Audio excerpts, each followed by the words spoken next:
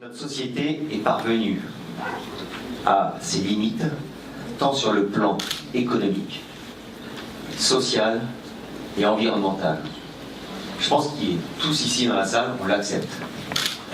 Et à partir de ce moment-là, il est urgent, impératif de repenser nos modes de vie, nos modèles. À ce titre, et dans ce contexte, le numérique est une opportunité, un cadeau qui doit être bien utilisé. Et c'est dans ce cadre que la Smart Building Alliance a conçu le cadre de référence Ready to Service, cadre de confiance numérique pour les bâtiments, les territoires et l'usager.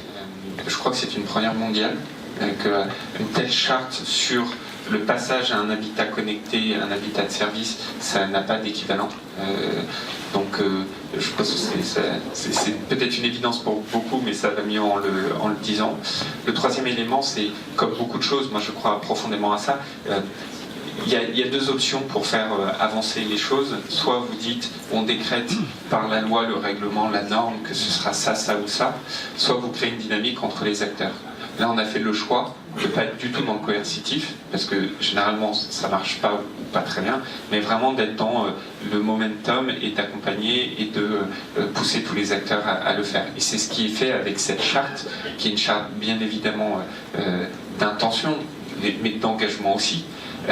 Mais surtout qui inclut 60 acteurs au moment où on se parle, et 60 acteurs qui sont des acteurs de toute la chaîne de construction, d'utilisation, avec des engagements, là pas du tout sur le volet intentionnel, mais vraiment des engagements pris dès qu'on signe la charte, qui est par exemple, encore une fois, la nécessité de faire l'interopérabilité entre les services, et donc donner tout son sens à justement un bâtiment de service. Donc encore une fois, un grand merci, un grand bravo. Soyez assurés que l'État est là à vos côtés, et dans la méthode utilisée et surtout dans le fond. Je pense que les tables rondes ont montré que on allait tous dans le même sens, on a un objectif, une vision.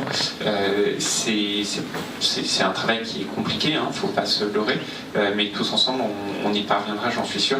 En tout cas, c'est l'enjeu du quotidien des Français qui est sur la table, donc on a intérêt à y arriver. Le travail depuis plus d'un an a été de se mettre d'accord sur un vocabulaire. Partager un vocabulaire est essentiel pour ensuite pouvoir le conjuguer et conjuguer le bâtiment connecté, solidaire et humain. Nous sommes mis d'accord sur 4 thèmes relatifs aux principes techniques. Il s'agit de la connectivité, assurer une connectivité performante du bâtiment via un raccordement optimal au réseau de communication.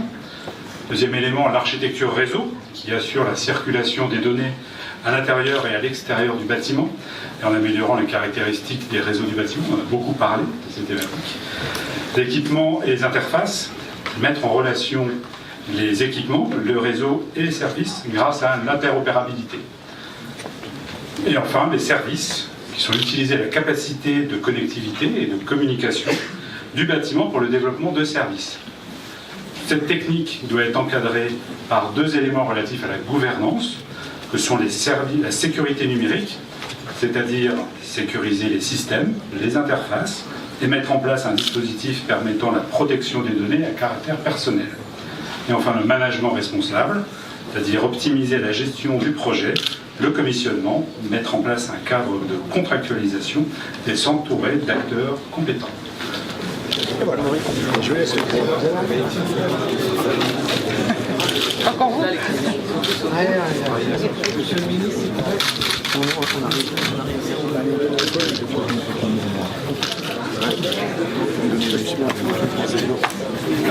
Je pense le truc. On part vers la droite. On part vers la droite. C'est bon. Vous pouvez nous signer. Ah, on part vers la droite. Celui-là, vous allez retrouver un peu.